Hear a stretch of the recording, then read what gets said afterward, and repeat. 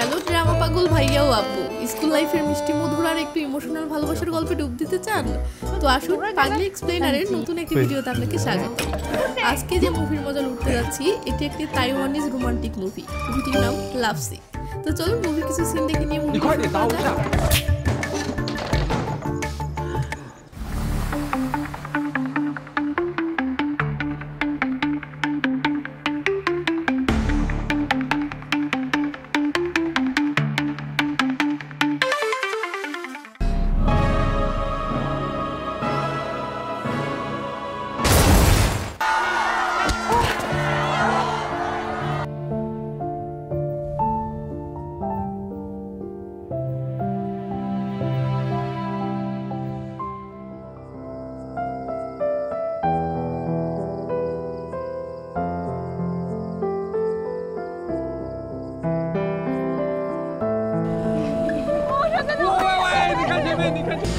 现在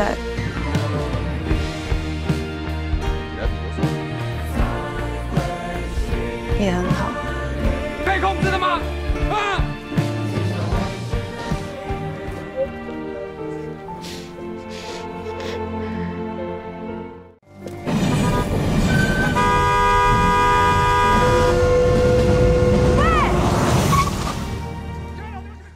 মুভির শুরু হয় একটা স্কুলে।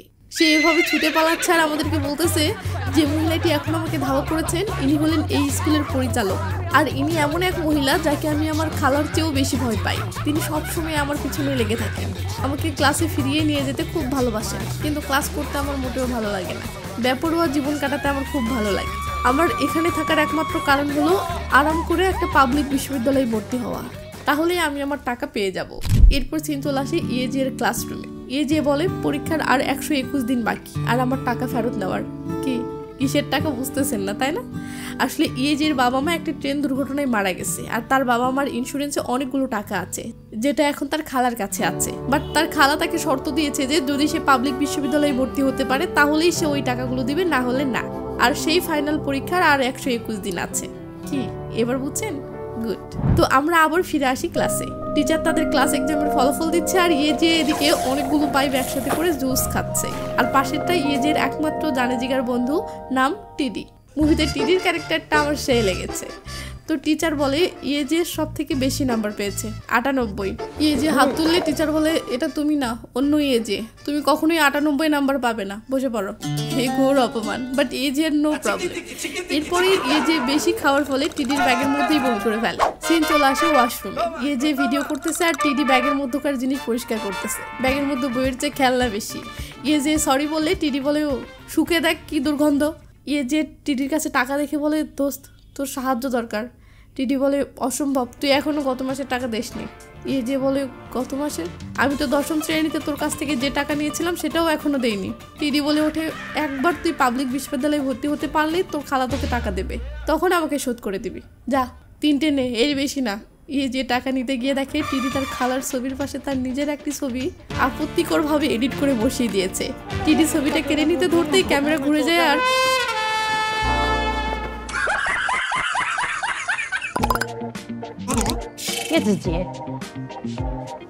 তো পরিচালক ম্যাডাম বলে এই যে প্লিজ ক্যামেরা বন্ধ করো। মেয়েদেরটা ফাঁকা ছিল না আর খুব জোরে চেপেছিল তাই, কিন্তু এরা কি আর শোনে?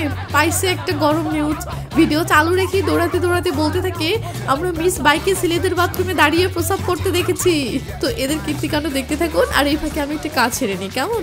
খেলা দেখায় আসল টেনশন আর থ্রিলটা আসে তখনই যখন নিজের অনুমানটা সঠিক হয়। যারা একটু আলাদা, স্মার্ট আর সেফ এক্সাইটমেন্ট চান তাদের জন্য এনেছে এক ভিন্ন প্ল্যাটফর্ম, যেখানে খেলাটা উপভোগ করার পাশাপাশি আপনার অনুমানও থাকবে খেলার অংশ। এখানে সবকিছু সহজ, ঝামেলাহীন এবং সেফ ভাবে করা হয়েছে। শুধু ম্যাচ উপভোগ করুন আর অনুমান করে খেলে দেখুন আপনার স্পোর্টস সেন্স কতটা শক্তিশালী। আর এখানে লেনদেন করতে পারবেন সরাসরি বিকাশ, নগদ, রকেট দিয়েই। আপনার সঠিক সিদ্ধান্ত যদি আপনাকে ছোট্ট একটা বাড়তি আনন্দ এনে দেয় তাহলে গেমটাই অন্যরকম লাগবে। যা শুনলেন এটা কেবল শুরু, আসল জিনিসটা পিন করা কমেন্টে আপনার জন্য অপেক্ষা করছে। একবার দেখে নিন, মিস করলে হয়তো আফসোস করবেন। আর হ্যাঁ, আমার প্রচার কোড পাগলি ব্যবহার করে অ্যাকাউন্ট করলে থাকছে আরও চমক। তো এই মেয়েটি হলো সেই অন্য ইয়েজে যে 98 নাম্বার পেয়েছে। তো বাই ম্যাডামও এসে পড়ে। তখনই ইয়েজে তার ফোনটা ফিকে দেয় আর সেটা ধরতে গেলে ইয়েজে অনায়াসে স্কুটারের চাবিটা পেয়ে যায়। বাট তারপরেই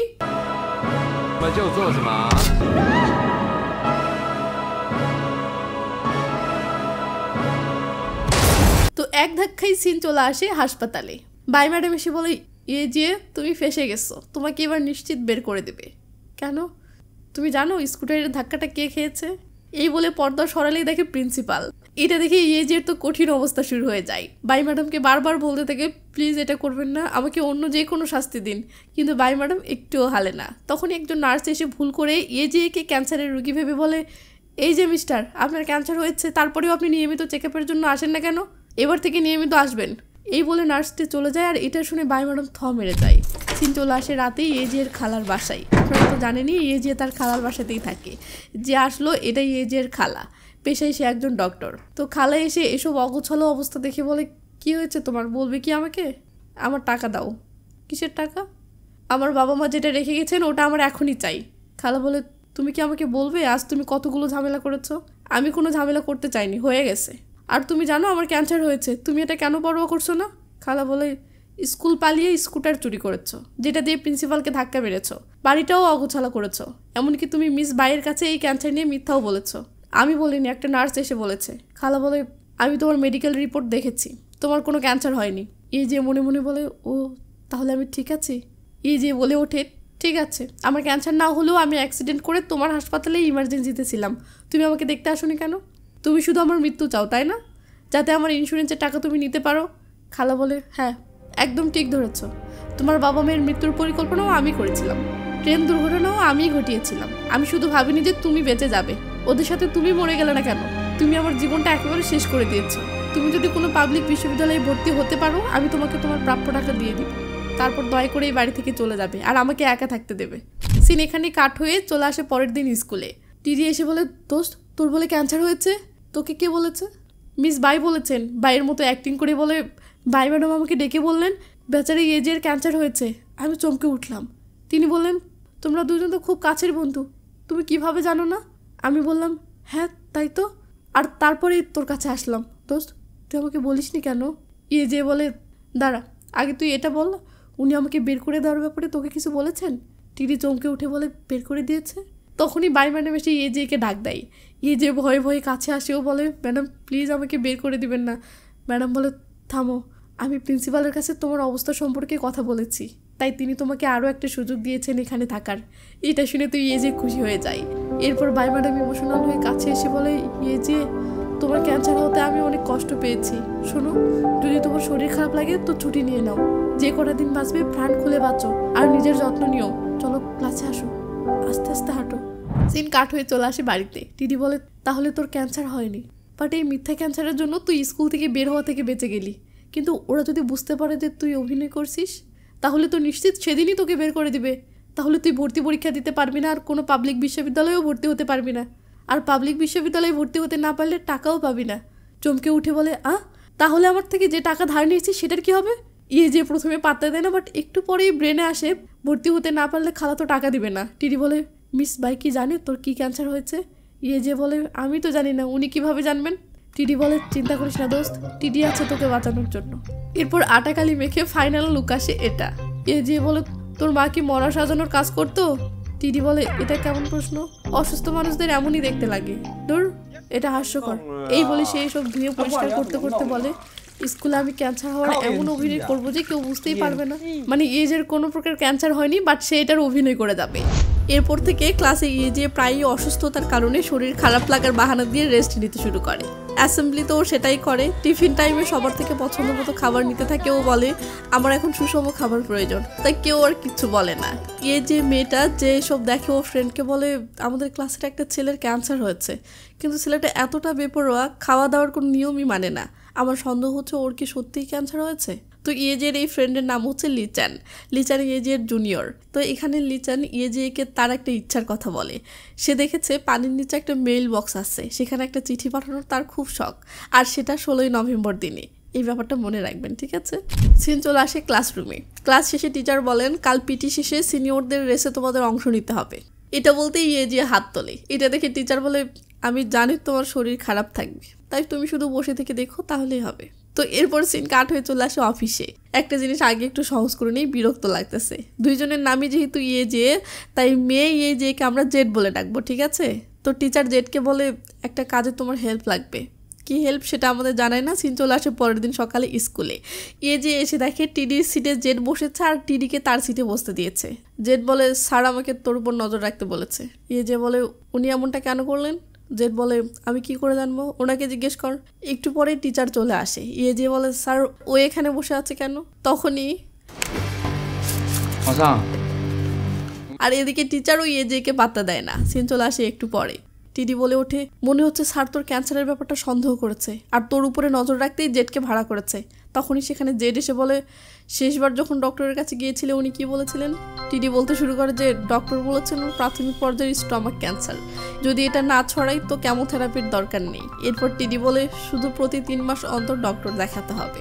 এভাবে দুজনে একতালে বলা শেষ করে জেড টিডিকে বলে তুই তো দেখি ভালোই জানিস। টিডি বলে এটাই তো সবচেয়ে কাছের বন্ধুদের কাজ। এরপর জেড বড় একটা পলি বের করে সব খাবারগুলো পলিতে উঠিয়ে নিয়ে জেকে বলে এগুলো তোর স্বাস্থ্যের জন্য খারাপ। টিডি বলে ঠিক বলেছিস, এই নে শুধু জল খা। জেড বলে নো, এটাও খাওয়া যাবে না, শুধু ফোটানো জল খাওয়া যাবে। টিডিকে বলে তুই এটা জানিস না, তুই না সবচেয়ে কাছের বন্ধু। তো লাস্ট একটা প্যাকেট ছিল সেটাও কেড়ে নাই। টিডি বলে এটা আমি নিজের টাকায় কিনেছি, আমি তো অসুস্থ না, তাই এটা আমাকে দে। এরপর জেড জিকে তার খাবার খেতে দিলে জিয়ে বলে তুই এসব ফালতু খাবার খেয়ে বড় হয়েছিস, তোর পরিবারে কি মশলা কেনার টাকা নেই নাকি তোরও ক্যান্সার হয়েছে? একটু পর বলে তোর মুখে কি খিচুনি হয়েছে, কথা বলছিস না কেন? জেড বলে আমি মশলা ছাড়া খাবার খেতেই পছন্দ করি আর এটা হজমের জন্য ভালো, তুই জানিস না? তখনই সেখানে লিচান আসে, কারণ প্রতিদিন জেড লিচানের সাথে বসেই লাঞ্চ করে। এদিকে জিয়ে এসে প্রতিদিনের মতো সবার থেকে পছন্দের খাবার নিতে শুরু করে।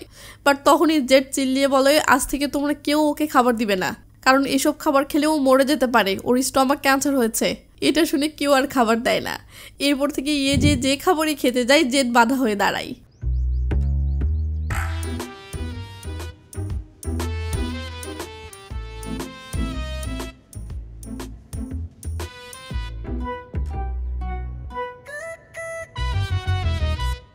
তো টিডি এসে চিল্লিয়ে বলে দোস্ত মিস বাই জেনে গেছেন যে তোর ক্যান্সার হয়নি। যে বলে তাকে কে বলেছে? টিডি বলে আমি না। তো এগুলো যে এতক্ষণ স্বপ্ন দেখছিল, তো এটা স্বপ্ন নাকি বাস্তব এটা বোঝার জন্য যে জেডকে বলে আমাকে একটা চড় মারতো। জেড শোনে না। যে আবার বলতেই জেড এবার এমন ধরে থাপ্পড় মারে যে একদম অজ্ঞান হয়ে পড়ে। ম্যাডাম বলে তুমি ওকে মারলে কেন? জেড বলে আমি জানি না, ও নিজেই তো বললো। ম্যাডাম হেসে বলে পরের বার এমন হলে আমাকে জানিও, আমি সাহায্য করতে পারলে খুশি হব। তো সিন চলে আসে পরের দিন স্কুলে লাঞ্চ টাইমে। আমরা দেখি এ সময়ে যে কোথায় জানি ঘুরে বেড়াচ্ছে। এদিকে জেড জেকে না দেখে টিডিকে জিজ্ঞেস করে তোর সবচেয়ে কাছের বন্ধু কোথায়? টিডি বলে আমি কি করে জানবো? এরপর বলে টিচার তোকে ওর যত্ন নিতে বলেছিল, ওকে অত্যাচার করতে নয়, তুই ওকে খেতে দেস না, এমনকি ওকে চড়ও মেরেছিস, তুই ক্লাস প্রেসিডেন্ট বলে কি? জেড ঘুরে তাকাতেই টিডি ভয়ে গালে হাত দেয়। তো জেড আজকে বাসায় নিয়ে গিয়ে জের বাসার সামনে গিয়ে তার আসার অপেক্ষায় থাকে। যে এসে তার বাড়ির সামনে জেডকে দেখে বলে তুই এখানে কেন? জেড বলে কোথায় গিয়েছিলি? যে বলে তাতে তোর কি? জেড আর কথা না বলে জের ব্যাগটা দেয়। যে ব্যাগ নিয়ে যেতে যেতে বলে তুই একটু বেশি নাক গলাচ্ছিস। এই কথাটা জেডের খারাপ লাগে, তাই সে জেকে থামিয়ে রাগ করে বলে এবার থেকে যদি লাঞ্চ না করিস তো আমাকে আগে থেকে জানিয়ে দিস। যদি ক্লাস পালানোর ইচ্ছা থাকে তো নিজের ব্যাগ সাথে করে নিয়ে পালাবি, অন্যদের সমস্যা করবি না। আর তুই যদি চাস আমি নাক না গলাতে তাহলে তোর বাবা মাকে বলিস স্যারের সাথে কথা বলতে। এসব শুনে যে কেন জানি রাগ করে রাস্তায় গিয়ে দাঁড়িয়ে পড়ে। এরপর একটি গাড়ি আসে বাট তাকে ধাক্কা না দিয়ে ব্রেক কষে, এর ফলে সে বেঁচে যায়।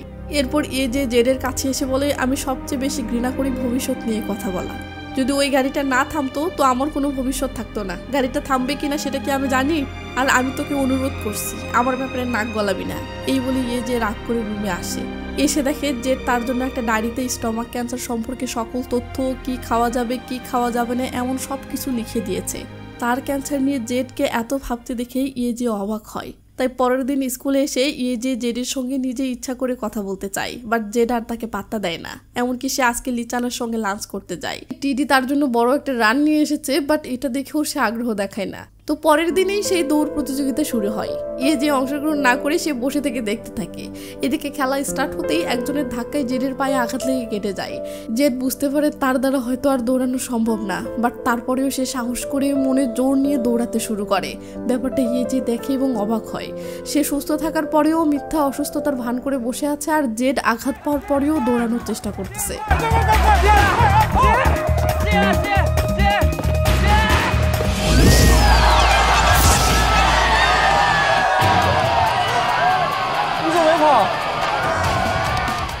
ফাইনালি যে টিডি এদের দলই জিতে যায়। সিন কাট হয়ে চলে আসে বেশ কয়েকদিন পর। ডক্টর জেডের কাটা স্থান দেখে বলে কাটাটা অনেকটা শুকিয়ে এসেছে। আর ডক্টর এখানে কেন জানি বলে আর তোমার সব পরীক্ষার ফলাফলও স্বাভাবিক, সব কিছু ঠিকঠাক আছে, আপনারা নিশ্চিন্তে থাকতে পারেন। এটা শুনে জেডের মা খুব খুশি হয়। ডক্টর বলে যত নিশ্চিন্ত থাকবে তোমার শরীরের জন্য তত ভালো। জেডের মা ডক্টরকে বলে ডক্টর তার মানে কি জেডের ক্যান্সার আর ফিরে আসবে না? ডক্টর বলে একটা ভালো খবর আছে আর একটা খারাপ খবর। 90% সম্ভাবনা যে এটা ফিরে আসবে না, আর এখনো 10% সম্ভাবনা আছে এটা ফিরে আসার। তার মানে জেডের ক্যান্সার হয়েছে, বাট সে এটা কাউকে বুঝতে দেয় না। আর এই কয়দিন অসুস্থতার কারণে জেড স্কুলে যেতে পারেনি। আজকে রাতে জেডকে মেসেজ দিয়ে বলে আমি এখন শুধু ফোটানো পানি খাই, যেভাবে লিখে দিয়েছিস সেভাবেই চলি। আর তুই 2 দিন থেকে স্কুলে আসতেছিস না কেন? জেড এমন মেসেজ দেখে জেড খুব খুশি হয়। সিন চলে আসে পরের দিন স্কুলে। টিডি এসে তার আগের জায়গায় বসতেই বলে ওঠ, এটা তোর জায়গা না। টিডি বলে কেন? এটা তো আমারই জায়গা ছিল। এরপরেই বলে ওঠে এই জেড তুই অনেকদিন পর আসলি। এটা বলতেই যে ঘুরে দেখে। টিডি বলে ও বুঝতে পেরেছি, তুই জেডকে মিস করতেছিস। যে বলে দূর হ। টিডি বলে তোর এই লক্ষণের নাম কি জানিস? কি? ভালোবাসা। ভালোবাসা। আমার ভয় হচ্ছে তুই এসব অভিনয় করতে করতে প্রেমে পড়ে গেছিস। এটা বলেই টিডি ভয়ে দৌড়ে পালাই। একটু পরেই টিচার আসে ও জেডের কিছু পেপারস জেডের বাসাতে দেওয়ার জন্য রেখে যায়। এটা দেখি যে ঠিক করে সেই পেপারসগুলো সে নিজেই জেডের বাসায় পৌঁছে দিবে। সিনচল আসে জেডের বাড়িতে। এটা জেডের মা আর এটা জেডের বাবা। এরা দুজন খুব রসিক মানুষ। দুজনে আজকে স্কুলের ইউনিফর্ম পরে মজা করতেছে।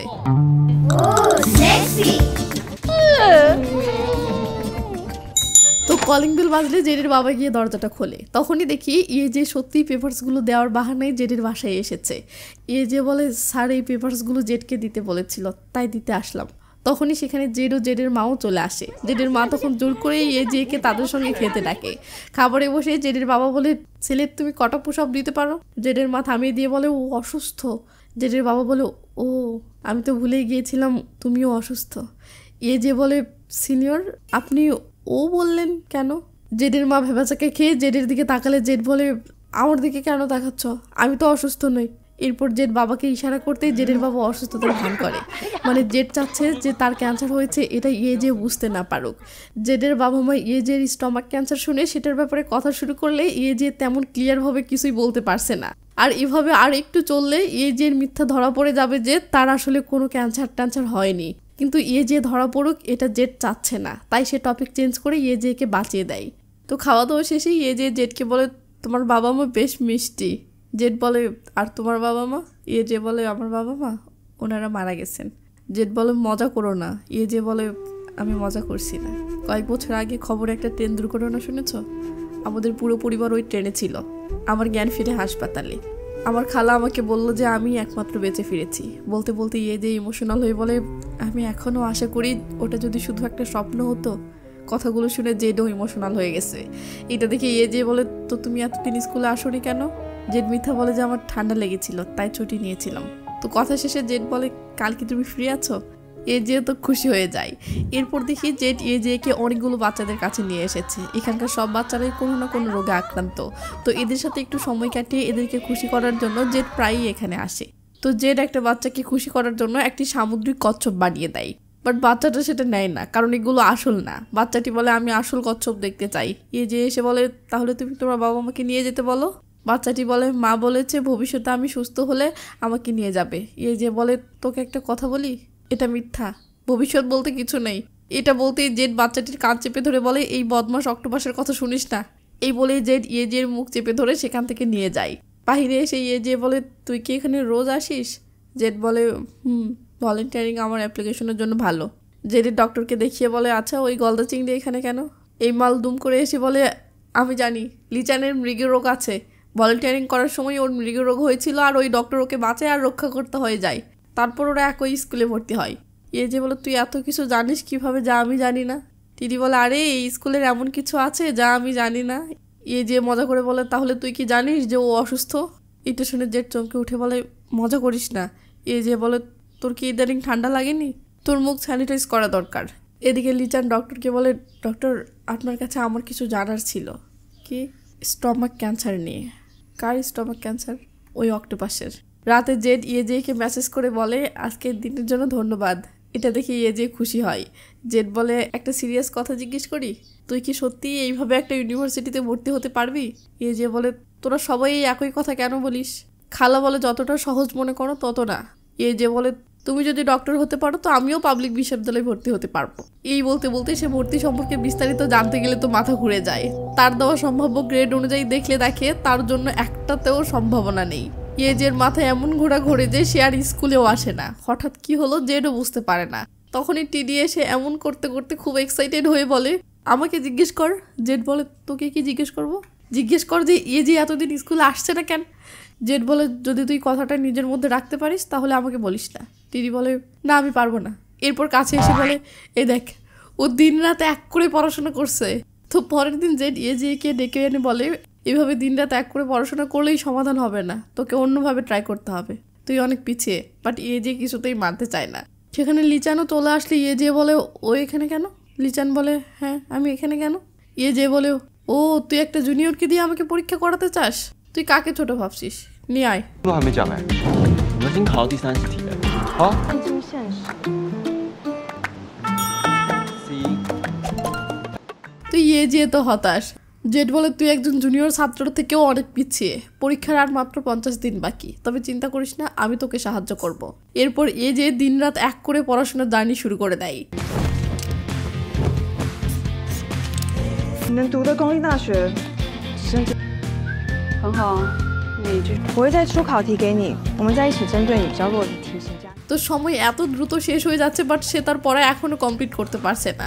তাই টেনশনের শেষমেশ বইয়ের পাতাগুলো ছিঁড়ে খেতে শুরু করে। এসব দেখে জেড এ জেকে একটা অ্যাকোরিয়ামে নিয়ে আসে। এ যে বলে আমাকে এখানে কেন আনলি? আমার সময় নষ্ট হচ্ছে না? জেড বলে তুই কি জানিস বিরতি নিলে স্মৃতিশক্তি বাড়ে? যখনই চাপ লাগে আমি এখানে আসি। 就考一下。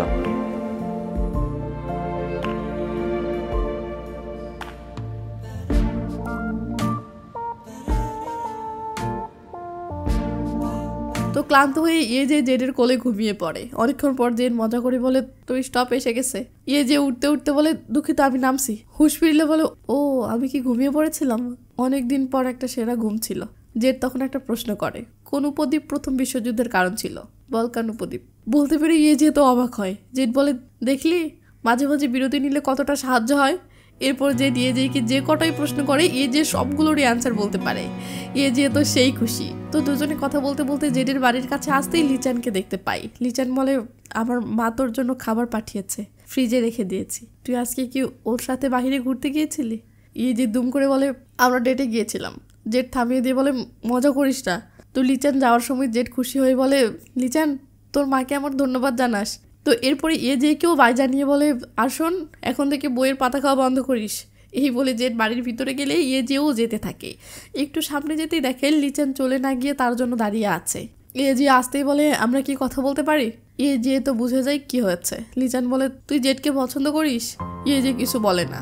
লিচান বলে আমিও ওকে পছন্দ করি, আমি গ্র্যাজুয়েশনের দিনে ওকে আমার মনের কথা জানাবো। ইয়ে যে বলে তো করিস, আমাকে কেন এটা বলছিস? তুই কি চাস সবাই এটা দেখুক? এই বলে যেতে ধরলে লিচান বলে তুই অসুস্থ হওয়ার ভান করছিস। ইয়ে যে পাত্তা না দিয়ে বলে আমি পরীক্ষার প্রস্তুতি নিচ্ছি, আমার কাছে এইসবের জন্য সময় নেই, বাই। এই বলে চলে যেতে থাকলে লিচান চিল্লিয়ে বলে তুই যদি সত্যি ওকে পছন্দ করে থাকিস তো ওকে মিথ্যা বলা বাদ দে। এটা শুনে ইয়ে যে লিচানের কাছে আসে এবং বলে ভয় পাস না, বাস স্টপটা ওইদিকে। এই বলে চলে যায়। তখন দেখি ভেতর থেকে জেড এসব কিছু দেখতেছে। তো এরপর বেশ কিছুদিন কেটে যায় এবং সিন চলে আসে একদম এদের গ্র্যাজুয়েশনের দিনে। টিডি আস্ত বড় একটা শার্ট পরে এসেছে। ইয়ে যে দেখে বলে এত বড় সাইজের শার্ট পরেছিস কেন?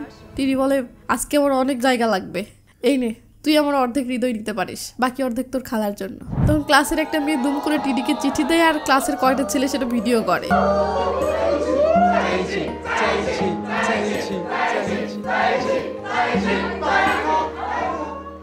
তো টিডি তো লজ্জা আর খুশিতে গুলগুলা হয়ে গেছে। তো টিডি যেহেতু ইয়ে যে খালার উপরে ক্রাশ খেয়ে আছে তাই এই মেয়েকে বলে দুঃখিত, আমার মনটা একজনকে দিয়ে দিয়েছি। কিন্তু মেয়েটি বলে না আমি বলতে চাচ্ছি তুমি কি এটা ইয়ে যে দিতে পারবে? এটা শুনতেই সবাই হেসে ওঠে। টিডি রেগে গিয়ে বলে ও তো এখানে আছে, নিজে গিয়ে দে। মেয়েটি বলে আমি খুব লজ্জা পাচ্ছি। এদিকে তো এসব ভিডিও হয়েছে তাই টিডি ডিলিট করার জন্য ওদের মারতে শুরু করে। এদিকে চিঠিটা পেয়ে ইয়েজের জেডের কথা মনে হয়। সিন জেডের কাছে আসলে দেখি লিচান আজকে জেডকে কি যেন একটা গিফট দিয়ে বলতেছে জেড যদি এই বছর তোমাকে কেউ মনের কথা বলে আপাতত তুমি কি না করে দিতে পারবে? এরপর কি বলে জানি না, সিন চলে আসে ইয়েজের কাছে। সে জেডকে হন্য হয়ে পুরো স্কুল খুঁজে বেড়াচ্ছে। অবশেষে আন্ডারগ্রাউন্ডে এসে দেখা মেলে। যে তাড়াতাড়ি করে জেডের কাছে এসে কোচর মুচর করতে থাকে। জেড বলে কি বলবি, তাড়াতাড়ি বল, না হলে আমি চলে যাচ্ছি। যে বলে আমার জন্য আজকে টিফিন এনেছিস? জেড হেসে বলে আজ তো গ্র্যাজুয়েশনের দিন, আজকে কেন আনবো, চল যাই। যে বলে ওঠে আমি তোকে পছন্দ করি, তুইও কি আমাকে পছন্দ করিস? জেড কিছুক্ষণ পর ঘুরে তাকায় ও বলে শুধু একজন অসুস্থ মানুষই তোকে পছন্দ করবে। কিন্তু এই কথাটার মানে যে বুঝতে পারে না। জেড বলেছে 16ই নভেম্বরে সে এটার মানে বুঝতে পারবে। এদিকে টিডি অনলাইনে ফলাফল দেখে চিল্লিয়ে বলে দোস্ত তুই পাস করেছিস, তোর ভর্তি হয়ে গেছে। যে বিশ্বাস না করে বলে মনে হচ্ছে তুই কোনটাতে হয়েছিস? টিডি বলে তোর কি মনে হয় আমি কোনোটাতে ভর্তি হতে পেরেছি? এটা তুই জিনহং ইউনিভার্সিটির ট্যুরিজম বিভাগে ভর্তি হয়েছিস। দোস্ত এখন তুই আমাকে টাকাটা শোধ করতে পারবি। কিন্তু যেটার জন্য এতদিন ধরে যুদ্ধ করে আসলো, এখন সেটা সফল হওয়ার পরেও সে খুশি হয় না। টিডি ঠিকই বুঝতে পারে এর মনে এখন কি চলতেছে। পরের দিন দেখি টিডি, জেড, লিচান সবাই একত্র হয়ে একটা অনুষ্ঠানের ব্যাপারে আলাপ করতেছে। আসলে সেই অসুস্থ বাচ্চাদের উদ্দেশ্যে একটা অনুষ্ঠানের ব্যবস্থার প্ল্যান করেছে, আর সেই পুরো টাকাটাই সে নিজে দিচ্ছে। এটা না বলতে চাইলেও সবাই সেটা বুঝতে পারে। জের এভাবে হঠাৎ এমন পরিবর্তন দেখে জেড শুধু তার দিকে চেয়ে আছে। এমন একটা ভাবনা ভাবার জন্য লিচানও জের প্রতি খুশি হয়, আর সবাই এতে জেকে হেল্প করার সিদ্ধান্ত নেয়।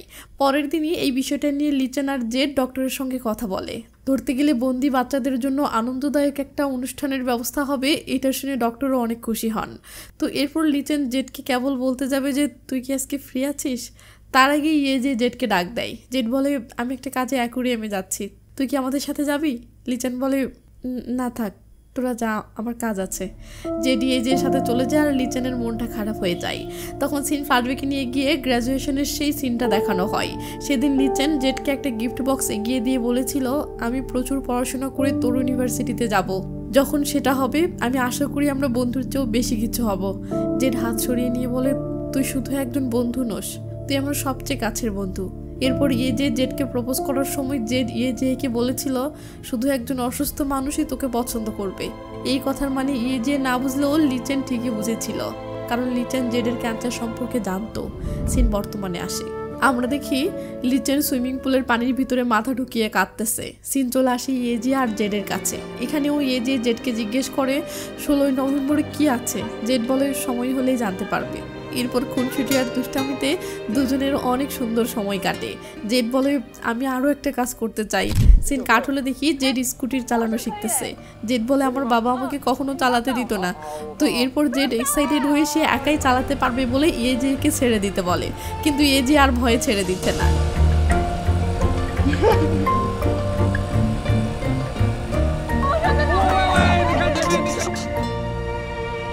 তো পরের দিন টিডি সবার জন্য ড্রিঙ্কস আনে এবং একটা খেলা স্টার্ট করে।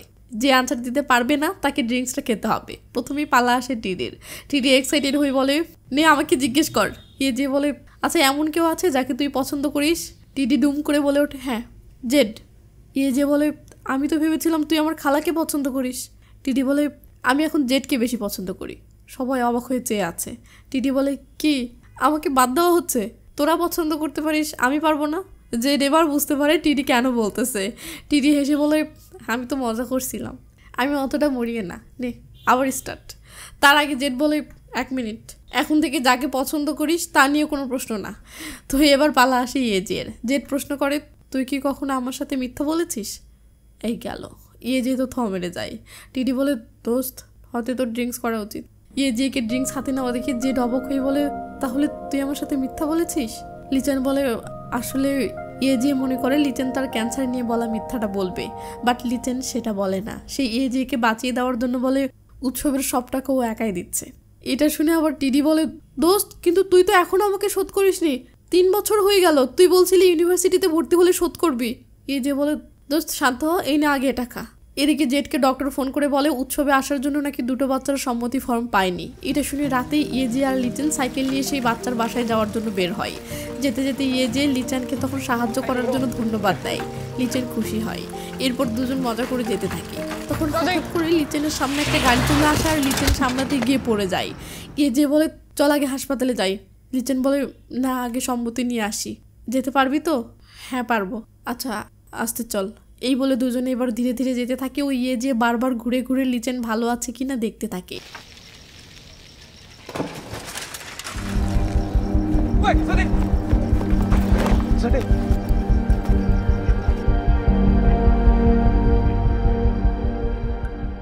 তো শেষমেশ মৃগী রোগের কারণে লিচেন মারা যায়। জেডের মা জেডকে একটা চিঠি এনে দিয়ে বলে এটা লিচেনের মা দিয়েছেন, লিচেনের ঘর গোছানোর সময় পেয়েছেন। জেড দেখে চিঠিটা লিচেন তার জন্য লিখেছে। জেডের মনে পড়ে লিচেন বলেছিল পানির নিচে একটা মেইল বক্স আছে, সেখানে সে তার একটা চিঠি পাঠাবে। জেড বলে কিন্তু মৃগী রোগীরা কি পানিতে ডুব দিতে পারে? লিচেন বলে না, তুই যখন পুরোপুরি সুস্থ হবি তখন তুই আমার হয়ে ডুব দিয়ে চিঠিটা পাঠাবি। কথাগুলো মনে পড়ে জেড কাঁদতে থাকে। এদিকে ইয়েজিও লিচেনের কথা ভেবে চুপচাপ শুয়ে আছে। এমন চুপচাপ দেখে খালা এসে বলে তুমি ঠিক আছো তো? ইয়েজি ইমোশনাল হয়ে গিয়ে খালাকে বলে আমি ভুল করে ফেলেছি, আমি একজনকে মিথ্যা বলেছি, কিন্তু আমি এটা করতে চাইনি। খালা তখন পাশে এসে বসে ও বুঝিয়ে বলে আমরা যখন কোনো একটা মিথ্যা বলি সেটা ঢাকতে আমাদের আরো হাজারটা মিথ্যা বলতে হয়। আর তুমি একজন প্রাপ্তবয়স্ক, তাই তোমার নিজের দায়িত্ব এখন তোমার নিজেকেই নিতে হবে, যেমনটা আমি তোমার সাথে করেছি। খালার কথাগুলো শুনে ইয়েজি কি যেন সিদ্ধান্ত নেয়। এরপর পরের দিনই ইয়েজি ল্যাপটপ কেনার বাহানায় জেডকে নিয়ে বাহিরে আসে। এরপর বাসে চড়ে যেতে যেতে ইয়েজি জেডকে বলে জেড আমার তোকে কিছু বলার আছে। আমি ভান করছিলাম আমার স্টমাক ক্যান্সার নেই, কিন্তু আমাকে স্কুল থেকে বের করে দিত, তাই আমার আর উপায় ছিল না। জেড রেগে বলে তুই আমার সাথে এত বড় একটা মিথ্যা বলেছিস, আমি তোকে আর কিভাবে বিশ্বাস করব?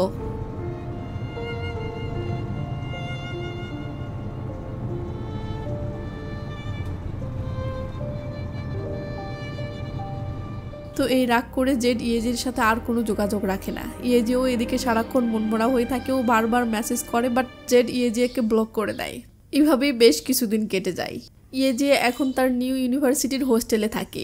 তো একদিন জেডের বাসায় টিডি আসে। জেডকে বলে যেহেতু তুই ইয়েজিকে ব্লক করেছিস, ও তোর সাথে যোগাযোগ করতে পারেনি, তাই ও আমাকে এই লিঙ্কটা তোকে পাঠাতে বলেছে। ও আমাকে জোর দিয়ে বলেছে এটা তোকে দিতেই হবে। তো এরপর টিডি যেতে ধরে আবার ফিরে এসে বলে মিথ্যা বলার জন্য তুই পুরো দোষ ইয়েজিকে দিতে পারিস না, আমিও এর অংশ ছিলাম, আমরা জানতাম না যে এমনটা হবে। যদি তুই শুধু এই কারণে ওর সাথে কথা বলা বন্ধ করে দিস তাহলে তুই পরে হয়তো আফসোস করবি। এরপর জেড রুমে এসে লিঙ্কে ক্লিক করলে দেখে ইয়েজি একটা ভিডিও রেকর্ড পাঠিয়েছে। রেকর্ডে ইয়েজি বলেছে আমি একটা মেয়ের সাথে দেখা করেছিলাম যে মজা করে না, বলতে ভালোবাসে, কিন্তু ও জানে না যখন ও হাসে ওকে খুব সুন্দর লাগে, আমার খুব ভালো লাগে। আমার মিথ্যা বলার জন্য আমি ওর কাছে ক্ষমা চাইতে চাই, তবে এই মিথ্যার জন্য আমি ওকে আরও ভালোভাবে জানতে পেরেছি। আমি ভবিষ্যৎ নিয়ে কথা বলতে ঘৃণা করতাম, কিন্তু তার সাথে দেখা হওয়ার পর আমি ভবিষ্যতের জন্য অপেক্ষা করতে শুরু করি। ভবিষ্যতেও আমি এই সেন্টেন্সটা অসম্পূর্ণ রেখে রেকর্ড অফ করে। কথাগুলো জেডের একদম মন ছুঁয়ে যায়। তাই পরের দিনে জেড সোজা ইয়েজের কলেজ হোস্টেলে চলে আসে। ইয়েজে তো অবাক হয়, সাথে খুশিও হয়। জেড বলে তোর শেষের বাক্যটা শেষ করিসনি কেন? ইয়েজে বলে আমি শেষ করিনি কারণ আমি বাকিটা সামনাসামনি বলতে চাই। কথাটা ছিল ভবিষ্যতেও আমি শুধু ওই মেয়েকেই পছন্দ করব। জেড তো খুশিতে গুলগুলা। ইয়েজে বলে তুই কি আমাকে ক্ষমা করেছিস? জেড বলে ক্ষমা করব ভাবতেছি, বাট এখন আমি কিছু করতে চাই। তুই কি আমার সাথে যাবি? হ্যাঁ। এই পোশাকে? হ্যাঁ। যা গিয়ে পাল্টে আয়। তো এরপর জেড ইয়েজেকে সমুদ্রে নিয়ে আসে। আপনাদের মনে আছে লিচেনের ইচ্ছার কথা, সমুদ্রের মাঝে মেইল বক্সে চিঠি পাঠানো? আজকে জেড লিচেনের সেই ইচ্ছাটা পূরণ করার জন্যই ইয়েজের মাধ্যমে সেই চিঠিটা সেই মেইল বক্সে পাঠাচ্ছে। কারণ জেড তো ডুব দিতে পারবে না, কারণ তার তো এখনো ক্যান্সার ভালো হয়নি। আর হ্যাঁ, আরেকটা কথা, ইয়েজে কিন্তু এখনো জানি না যে জেডের ক্যান্সার আছে। তো নামার সময় ইয়েজে বলে দরকার হলে আমাকে ফোন দিস। ও কিন্তু আমার ফোন তো ব্যাগে। তো এরপর জেড অপেক্ষায় বসে থাকে আর ইয়েজে সমুদ্রে ডুব দেয়।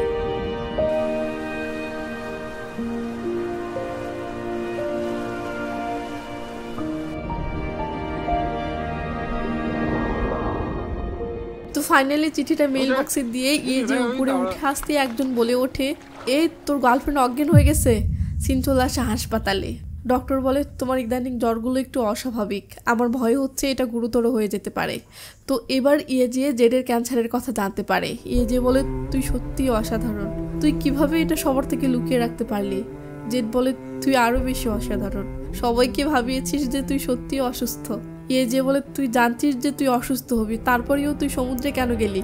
জেড বলে যখনই আমি বুঝতে পারলাম যে আমার ক্যান্সার ফিরে আসবে তখনই আমি এই সিদ্ধান্তটা নিয়েছি, তবে আমি ভাবিনি যে এই মাত্র একটা কাজ করতে আমি এখানে এসে পৌঁছাবো। আমার তো আরও অনেক কিছু বাকি আছে। ইয়েজি বলে পরেরটা কি? জেড ইয়েজির এই হাসি খুশি মাখা চেহারাটা দেখতে দেখতে বলে আমি তুই হতে চাই। ইয়েজি বলে আমি কেন? জেড বলে কারণ আমি তোকে হিংসে করি।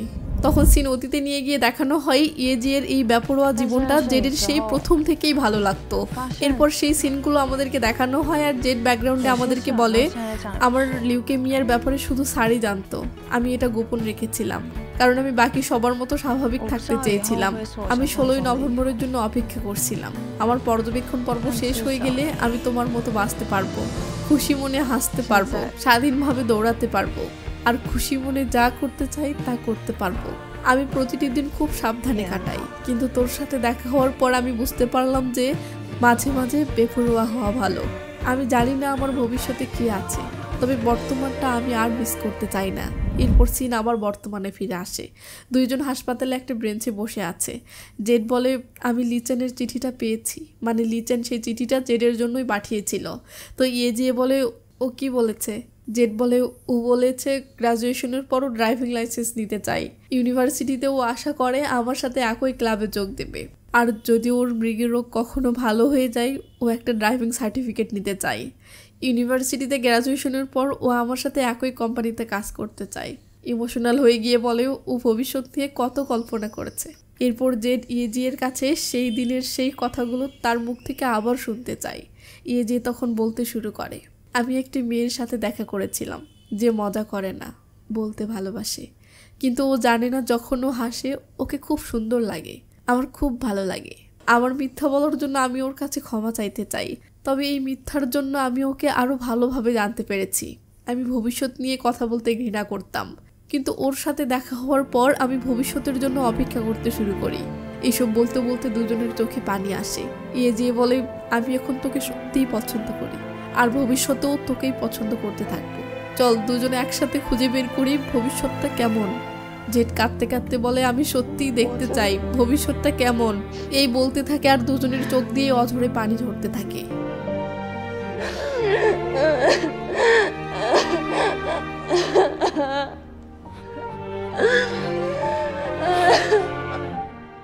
সিন চলে আসে 1 মাস পর। ইয়েজি জেডের বাসায় এসেছে এবং জেডের বাবা মার সাথে বসে খাবার খাচ্ছে। কি ভাবতেছেন জেড কোথায়? সেদিনের কয়েকদিন পরই জেড মারা গিয়েছে। তো এরপর দেখি ইয়েজি সেই মেইল বক্সে এবার জেডকে তার নিজের লেখা একটি চিঠি পাঠাতে এসেছে। ইয়েজি বলে তোকে হারানোর কষ্টটা আমি কখনোই ভুলতে পারবো না। অনেক কথা আছে যা আমি তোকে বলতে চাই, তাই আমি সেগুলো তোকে লিখে পাঠাচ্ছি। তুই বলেছিলি তুই আমি হতে চাস। সত্যি বলতে আমি তোর মতো হতে চেয়েছিলাম, এমন একজন স্নেহময়, সহনশীল এবং সাহসী আত্মা। তোর কারণে আমি ভবিষ্যতের জন্য অপেক্ষা করতে শুরু করেছি, সেই ভবিষ্যৎ যাকে আমি সবচেয়ে বেশি ঘৃণা করতাম। এখন থেকে আমি আমাদের দুজনের জন্য বাঁচব এবং সেই ভবিষ্যৎটা দেখব যা তুই দেখতে পাসনি। আর জানিস আমি অবশেষে বুঝতে পেরেছি তুই কেন বলেছিলি শুধু একজন অসুস্থ মানুষই আমাকে পছন্দ করবে। তোর অবস্থা জানার পর আমি বুঝতে পারলাম তুই আসলে কি বলতে চেয়েছিলি। এরপর বলে কতই না ভালো হতো যদি সময়টা ঠিক এই মুহূর্তে থেমে যেত, বর্তমানের জন্য নয়, ভবিষ্যতের জন্য নয়, বরং চিরদিনের জন্য। আর এখানেই মুভিটি শেষ হয়ে যায়। কি কেমন লাগলো মুভিটা? এরকম মুভি এক্সপ্লেন আরও দেখতে চান? তাহলে বসে না থেকে এক্ষুনি চ্যানেলটা সাবস্ক্রাইব করে রাখেন, নয়তো এমন সুন্দর সুন্দর ভিডিও আপলোড করবো বাট আপনি টেরই পাবেন না। তো ভালো থাকবেন, নিজের খেয়াল রাখবেন, টেক কেয়ার, বাই বাই।